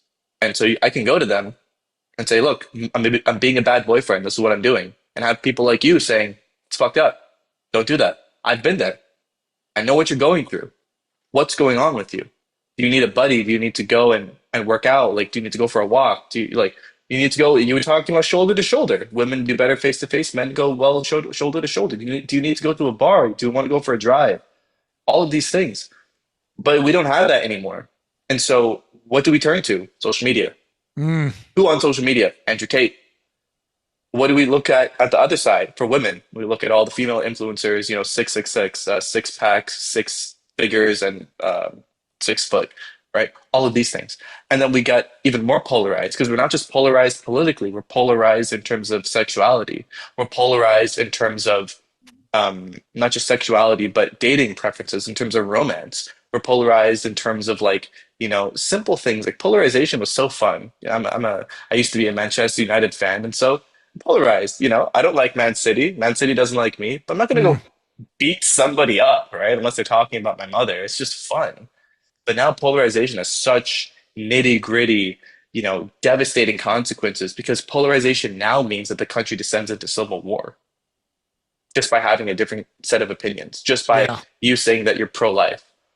Like, how, and this is the thing that I would love if we could just get to the 22nd century so people can study it, but like, how did opinion dominate like how did the subjective preferences of people dominate the objective reality of this civilization? That will be the most Yeah. fascinating book that I can't write. I don't think so, but I want somebody else to write because and we can get into writing if you'd like, but like that is the most fascinating question to me is how do we go from hey, you and I have differences of opinion. Let's talk, let's discuss. I'm probably missing things, you're probably missing things. Let's figure that out. That's fun to us versus oh, you have a difference of opinion from me? I'm never going to talk to you again. Or I'm going to enact violence on you because you have a difference of opinion. That bonkers, just absolutely bonkers. Yeah. I think part of it too, and I should have mentioned this earlier, a lot of it has to do with self confidence. Mm, And, self confidence is so important. And I've been fortunate that I was born fairly confident and headstrong. And then, like we talked about last time, I was involved in activities and good at activities like school, like sports, that carried a high social currency for men. And so right. it was very easy for me to be accepted and looked well upon because I happened to be good at those things. So I understand different people. If I'd been born, with a club left foot and asthma and Mhm. couldn't do the things I did and I was slow in school, I probably would feel differently about this. But at some point, you have to accept the hand you were dealt and play it to its fullest extent. And you've got to learn to be comfortable with who you are. And when you're comfortable with who you are, you don't need this external validation that all these people are screaming for. And what you're really seeing is this outward projection of this lack of self confidence, trying to gain validation through clicks and likes and acceptance by the woke group or the conservative group or whatever group it is that you're courting. And I say fuck them. I say fuck them. I am who I am, and that's good enough for some people, and it's not good enough for some people. And I'm okay with both of those things. I absolutely respect and support anyone's right to not like me, to not like what I say, to dispute what I say. I welcome those things. That's fine. I'm good with it. The difference is, I'm super libertarian. Like if I was going to categorize myself uh, politically, it's absolutely libertarian. But Mhm. my wife said this, and she was 100% right. She said everyone is actually libertarian. They just don't want to let anyone else be libertarian. For sure. she's That's a good 100%. one. She's 100% correct. And we've got to get past that. You've got to let people be who they want to be, but you don't get to demand that they be the way you are. And I think that's my problem with some of these fringe movements, whether it be the trans movement or this illegal immigration movement in the United States. No, we don't agree with you. I'm not required to agree with you. I've heard Yep. your arguments. They're hollow, they're not logical, they're emotional. I reject them. And there's more of me than you. So shut the fuck up. Mhm. Yep, absolutely. And this is not just in America. I mean, I'm in Canada right now and I'm of Indian descent. And, my parents, we came here from Australia and we came here and we integrated, right? It's what you're supposed to do. When you go to Japan, you don't make Japanese society like you integrate into Japanese society. But for some reason in the West, people come to the West, and there's a great book called The Strange Death of Europe by Douglas Murray. Terrifying book, but it's such a visceral book because he details exactly what's happening right now. And I think it's called Indian fatigue right now in Canada, where people are just really tired of people from the bad parts of India coming in and making Mm, not only a bad name for Indians, but, just fucking up the culture. And, I see it in the place I grew up, like playing Punjabi music really loudly, and they disrespect women, sexual assault, crashing their cars, all these things. Like they turned it into the third world. You can't come to first world country, a developed country, make it your own. That's not what you're supposed to do. You're supposed to integrate. You learn the language, you adapt to the culture, and yeah, there's going to be some racism, but that's what it is. My dad dealt with racism. Personally, I've never dealt with racism, but if that happens, like it really doesn't make any difference to me. I'm in Montreal right now and people give me shit for not speaking French, but I'm learning. I'm trying to adapt to right. the culture, right? Like that's what you do. If I were to come to Montreal and expect everybody to be an Anglophone and learn English and have no accent, that would be kind of strange, right? Like that wouldn't even make any sense. People will look at me like you're a dunce. But for some reason, especially since you're a white guy, you can't say this for some reason. Because if you say it, you're a racist or you're a Nazi or you're this or you're that. And I've never understood this. I mean, there are a lot of things I don't understand because it lacks logic. And as men, we're more masculine, energy oriented. And so we choose an analytical approach rather than an emotional approach. And not to say the feminine energy in terms of being emotional is any bad or a negative, but I think that these types of cultural things need to be approached from an analytical and logical perspective. Yes, the emotions exist. Like I get it being a refugee or I get it being an immigrant and I get that. But when you're coming to a new society, it's not the job of the society to adapt around you. And I will hold this opinion for the rest of my life because I want to build societies that welcome people. I want to make it easy for people to not easy in that way, but I want to make it streamlined for people to come the best and brightest minds from around the world. Everybody wants that. I don't think anybody doesn't want that. I want Japanese architecture. I want French fashion. I want Italian cuisine. I want all of these things. But I don't want the bad aspects to just immediately pop up and then we're saying, oh, we've brought in too many of the bad people because we just fundamentally don't care about our society. Like, there's a great book called The Collapse of Complex Societies by Joseph Tainter. I would recommend your audience reads that as well because it details exactly how this happens. It's not like these things don't happen in a vacuum. Yeah. When you and I are talking about these things are so, it's like when Hemingway was writing about bankruptcy in his 1928 novel, and he was saying that it happens gradually, then suddenly, right? People usually, in the game of broken telephone with quotes, slowly then all at once, right? That's how societies collapse, slowly then all at once. And I'm not sure right now if we're in the beginning of the slowly phase or the Yeah. beginning of the all at once phase. Yeah, it's I'm fascinated by plane crashes, and that's exactly how plane crashes happen. It's rare that there's some catastrophic failure that Mhm. leads to a plane crash. It's almost always a series of choices and decisions where the best way I've ever described, I watch a guy's podcast who he's a pilot and he breaks down plane crashes. And the way he describes it is every once in a while, all the holes in the Swiss cheese line up. Yeah, And it's a perfect way to think about it. And yeah, I would never go to Japan and expect people to speak English because I speak English. I'm in fucking Japan. I need to learn Japanese or at least be hmm, prepared to communicate in some way, shape, or form when I'm in their society. And as it relates to the differences between men and women, I it's crude, but it's true. Um, you know, Women try so hard to figure out men. We're not that fucking complicated. Blowjobs and sandwiches gets it done. there Like we it's go. not that hard, Yep, you know? I It's absolutely agree. It's not that difficult, but having that conversation is so unnerving, especially if you're a not confident man. Yeah. I'm putting together a class targeted at young unmarried young men with another. In fact, I have a meeting with the guy I'm doing it with tonight.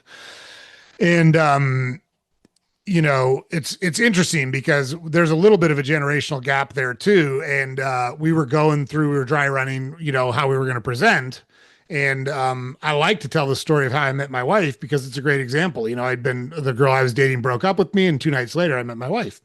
And if I'd have sat around feeling sorry for myself, I would have missed that opportunity. And that's exactly what I was doing. I was sitting around feeling sorry for myself. And my buddies Right. came and got me, as you know. And he said, I think I would say something like I was broken. And I'm like, yeah, I would never say that. Like, I would never say that. I was not Right. broken. I was upset. Yeah, don't get me wrong. But like, I was not broken. And I Mhm. think it's a bad message to send to men. Like, broken is a feminine word. It just is. And Mhm. you could be hurt. You could be upset. You could be struggling. You could be all of those things.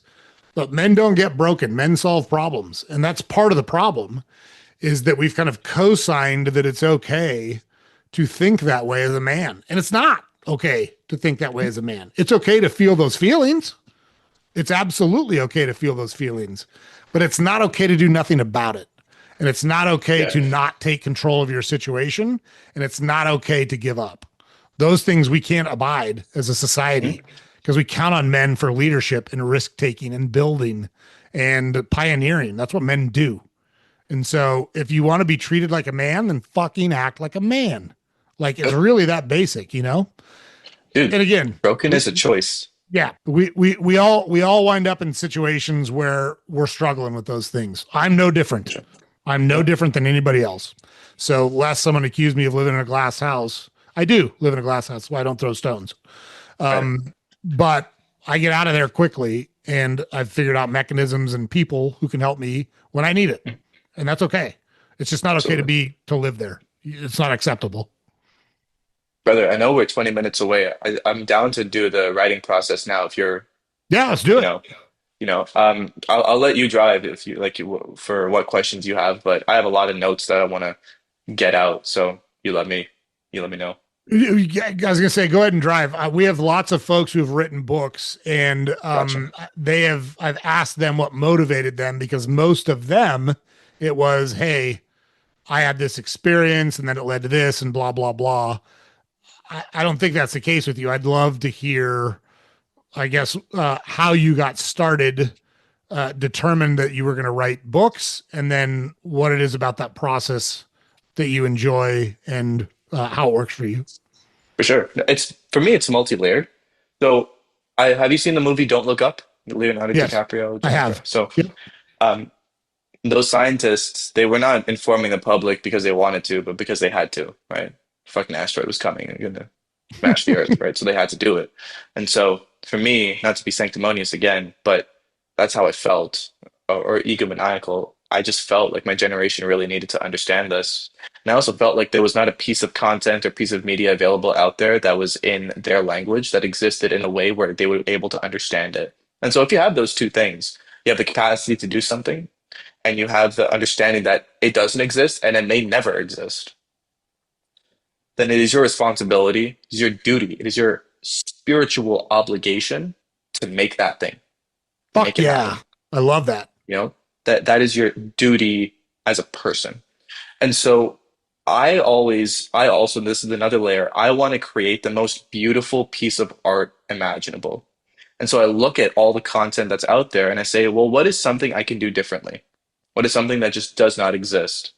With the AI book, there are little short stories in there. Not even short stories, just little vignettes. Like I talk about autonomous weapons and I give you a little scenario of autonomous weapons. I just put you in the story. You're there. You get to see the brutal reality of autonomous weapons. Um, in the crypto book that I'm writing, it's called The Transcendence of Money. I don't necessarily have vignettes, but I put it in language and I put it with pop culture references that people understand. Nobody gives a shit about blockchain. Nobody wants to understand that. If I say the nonce number, people are like, dude, shut up. But if I talk about Bitcoin in a way where it's like, have you ever racked up a bunch of credit card debt and wondered how the fuck did this happen? A lot of people have gone through that. And they don't understand how that relates to Bitcoin, but I can paint that picture. I'm painting a picture that everybody has gone through with money. With the genetic modification book I'm writing, I was reading these four books on short stories by Ken Liu and Ted Chiang, and these were gorgeous stories. And I was thinking, well, I've read a bunch of books on genetic modification, but nobody really cares about like CATG genes or whatever. It's far Ugh. too technical. Like Hacking Darwin by Jamie Metzl is a great book, but it's really technical. Or The Gene by Siddhartha Mukherjee. So instead of that, just create a bunch of short stories, put them in a book, but each story builds on your understanding of genetic Yeah. modification. So the current story I just wrote is about the decision to have a child and genetically modifying them, because that's an inevitable decision that's going to happen that everybody's going to have to go through. Because if you don't do it, everybody else is going to do it, and you leave your kid at a disadvantage. If you do decide to genetically modify them, you have to figure out when to stop. You can modify for diseases to be out, but then you can also modify to them to be more intelligent, more healthy, more beautiful, etc. That was a really fun story to write. And so I'm always trying to make not content, but create pieces of art that benefit people, that are accessible to people, that are also really, really unique and different, and do something for the world. Because I know for a fact that this book of genetic modification stories, it's called The Rabbit That Hunts Wolves, it will never exist. The writing process is really fun. So I am on the 11th draft of my crypto book right now. And yeah, and it has been quite a journey. The book is I think I was at 50,000 words when I was in Paris in April. I'm down to 20,000 words and it's a completely different book. Like, I don't think a single chapter is the same. It's just complete. And the reason why is because you have to continue figuring out what you're trying to say as a writer. Your most important thing is not the content, but your voice. What are you bringing to the content? Nobody gives a shit about the story per se. Nobody cares about the statistics in the book. All they care about is what am I getting from this author? In the same way that nobody cares per se about the guest on a podcast, they care about the host. They care about what the host is doing. They care about what the host says. The host is the most uniform thing in that podcast. The Mm. podcast does not exist without the host. Nobody gives a shit about the book unless you are expressing your voice in a way that is vulnerable, authentic, raw, and interesting. And how do you get to interesting? This is the gift I'll give your audience. So I think the greatest book on writing ever made is called Several Short Sentences About Writing by Verilyn Klinkenborg. And I wrote um, as many notes as possible from that book. I think it's 150 pages, and I can send you the notes, and you can make it available to your audience on your website and such. I think it is the most fundamental book to read as you are writing, because it changes your relationship to writing. It changes your relationship to prose. It changes your relationship to the reader. It changes your relationship to the words on the text or the words on the page. It changes everything. And what we're experiencing right now is a degradation of writing and critical thinking. And with Mm. that, the fall and decline of civilization. I think that if writers adopt these frameworks, we can not only restore fantastic writing, we can restore civilizational protopia. So utopia is great society, dystopia is a not great society. Society, protopia, a word coined by Kevin Kelly, is just society moving in the right direction. Great writing is, I think, the only thing that can spark a renaissance for humanity. And that's how I think about writing. It is not something where I'm just doing it on the weekend. It is something where it's not that I write, like I am writing. Like not that I'm writing the verb, but like just like Oppenheimer says, "I am become death." Like I am become writing in that way. It's a visceral, spiritual, embodied thing for me. And that's my relationship to it. That's my writing style, and that's the way I look at it. Oh, fuck, I love that, man. I tell you, I even as a kid, I appreciate greatness and dedication to achieving greatness. I used to So when I was a kid, there was three channels. There was ABC, NBC, and CBS. And it was a big deal when Fox came out in 1991 because it was a fourth channel. Like it, Yep, it literally increased your options by what's the math there? 33% from three to four, whatever it is, right? And so sports were limited. There was not all these sports that were around in 24/7.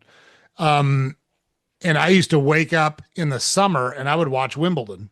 And I would watch Wimbledon, both men's and women's tennis, because the players competed so fucking hard. It was on the men's side, it was John McEnroe and Bjorn Borg and Jimmy Connors and Yvonne Lendl and Stefan Edberg. And on the women's side, it was Martina Navratilova and Chris Everett and Arantxa Sanchez Vicario. And they just were, Pam Shriver was in, like, they just fought so hard and they were so good. And I can just remember thinking, man, if I want to be a professional baseball player, I'm gonna have to bust my ass because these people bust their ass for to get sure. this good at it. And I never cared about the money that went with it.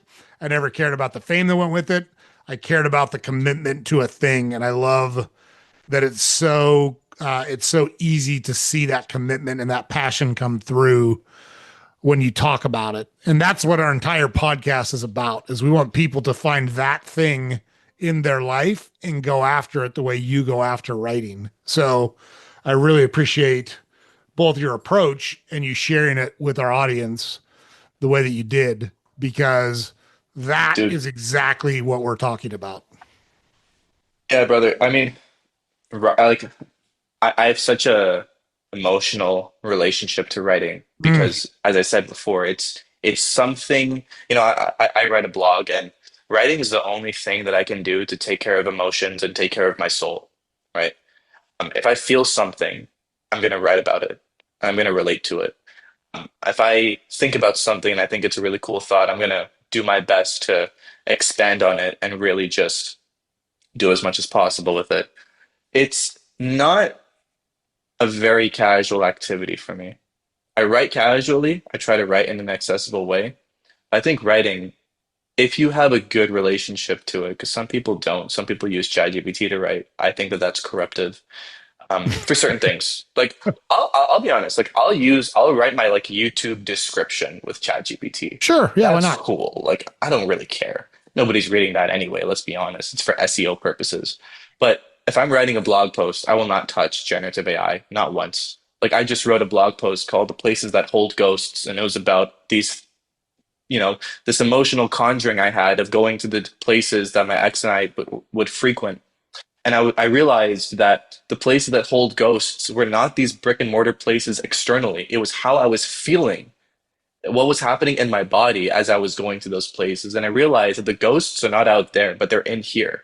Like the Joker said, you grow up when you realize the monsters were never under the bed, but they were inside you all along, right? Mm, And so when I was writing that the places that hold ghosts, I was able to just work through all of these feelings I was thinking, the thought of impermanence, realizing that relationships end, realizing that you never get to hold on to anything permanently. We all die. We're all going to lose people. We're all going to lose our jobs and our hair and our health and everything, our eyesight. Everything is going to be gone, and we have to accept that. We're never told that in class. We're never told that by our parents, probably. We have to just realize that and come to a philosophical a real observation. And so writing was the only thing that I could do to really just get that out and give people a piece of my soul. And I think that if you have any relationship to writing, it is your responsibility not to write, but to communicate your soul. That is what you're doing when you're doing that. Because writing is not a natural thing. We are not naturally writers, but it has existed for so long for a reason. I believe not James Gladwell. It's called there's a book called The Information, a history flood. James something. Anyway, great book on writing or the propagation of information. Uh, Writing to me, again, just to close out, the most beautiful thing, the most fundamental thing, and I think and on my with my last breath, I want to just close out a book. Like I want to just I want the notepad or the laptop right beside me, and I want my final moments to be surrounded with my family, but writing because I want it to be known that I was on this earth to communicate information and make things accessible and make beautiful books and to just give my soul away to people for the right reasons. Ah, that's so well said. And look, there's a teaching moment here too, right? So we've talked a lot about masculinity and blah, blah, blah. What Ayush just said was beautiful. And it was directly from his heart and his soul. And there's not a fucking thing weak or soft about it. And it's a great example that masculinity is not about being a tough guy all the time or being a hard ass all the time. It's about knowing who you are and having the confidence to express that to the world in a way that's meaningful and useful both to yourself and to other people. And so, if you want an example of what that looks like, you just saw it in Ayush speaking about his passion and his relationship towards writing. So, man, I just thank you so much for sharing that with me and with our audience. That was fucking beautiful. Thank you, brother. And I appreciate you, man. I appreciate you inviting me here twice on your podcast. I want to yank you over to mine. I think you have a lot to say, and I want to be on the other side of asking you the questions. And I want to appreciate your audience as well for, you know, putting someone like you not on the pedestal because that's sanctimonious, but for giving someone like you a platform. Because I think more people like you need a platform, and I think you need a bigger platform because what you're doing here is so important for your soul, but also the soul of America and the soul of civilization. You're setting an example for people that you can have conversations. You don't have to agree on anything. It can be a safe space, but that doesn't mean you're weak. Vulnerability doesn't mean that you're weak. You can have conversations and you can just talk about things, and that's the best content. Truly, 10,000 years ago, we were all around a campfire doing exactly this, and I appreciate that. Yeah, thanks for all the kind words. Really appreciate it, and would love to come on your podcast as well. So, yeah, look, I've enjoyed our conversations. I'm gonna shoot you. You've got my email, but I'm gonna shoot you my cell phone too, just so we've got For sure. a way to stay in contact. Because hopefully, knock on wood, like especially with this Charlie Kirk situation, underscores the fact none of us know when the time is up. But Yep. in theory, we've both got some runway ahead of us, and I'd love to stay in touch with you and work on and talk about other things. I'm going to wind up being a better person for it, regardless of how it plays out. Yep. 100%. You're always invited on my show. I'll shoot you my number over email. But yeah, thank you so much for today, man. Yeah, thanks for coming back on. Really appreciate it. And have a great rest of your week, and we'll talk soon, Ayush. Talk soon, brother. Take care, All right, man. everyone. See ya. All right, guys. So, look, I hope you enjoyed that conversation. I fucking loved it. Love speaking with Ayush. I'm a better person and better educated and think about things differently. I have to have conversations with people as thoughtful and as prepared and as open minded as Ayush. And like you heard, we might see some things differently. That's fine. I don't care. It's not about agreeing or disagreeing. It's about exchanging ideas in a productive and meaningful way. And we could do that all day and all night with Ayush and just really, really appreciate him being willing to come back on. the podcast and share more of his thoughts with us. So thank you, Ayush, again. Really, really appreciate it. So James puts it up over every day. Head over to our website, saltygingertalk.com. All of our podcast episodes are available there. Links to all our social media accounts are there. We publish a newsletter every weekday. You can subscribe to there. Make sure you like, comment, subscribe to our podcast, whatever platform you consume it on. It's super helpful for us if you're able to do that. We're going to keep finding awesome people like Ayush and all the other guests that we've had on. We're going to keep sharing thoughts and ideas with you to help you build a meaningful, purposeful life, which is what you're after. So make sure that you do not miss our next episode. We will see you there.